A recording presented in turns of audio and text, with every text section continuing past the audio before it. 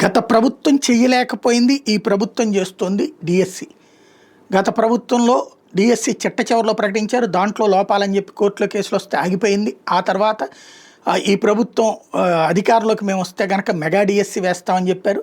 సరే, mega DSC అంటే 1,00,000 2,00,000 ఇట్లాంటి ప్రచారం జరిగింది. కానీ ఫైనల్గా వీళ్ళు అధికారంలోకి వచ్చి 16,500 పోస్టులు ఖాళీగా ఉన్నాయంటూ మెగా డిఎస్సిని ప్రకటించారు. ఆ మెగా డిఎస్సి లైన్లోకి వచ్చిన తర్వాతన రకరకాల కేసుల్లో కోర్టులు నడిచినా కూడా వీళ్ళు ఒక స్ట్రాటజిక్గా నడిపించుకుంటారు. పరీక్షలు ఇష్యూ అయిపోయింది.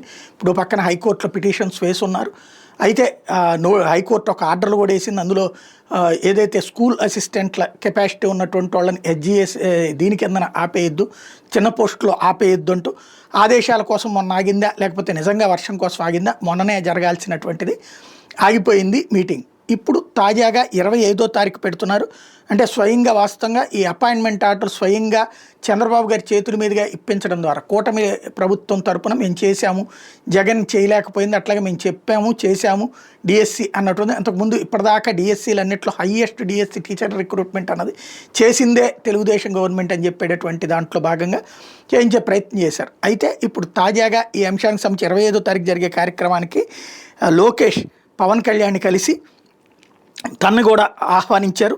నియామక పత్రాలు అందించే కార్యక్రమానికి పలు అంశాల మీద ఇద్దరు కూడా చర్చించుకోవడం అన్నటువంటిది అందరూ చూశారు.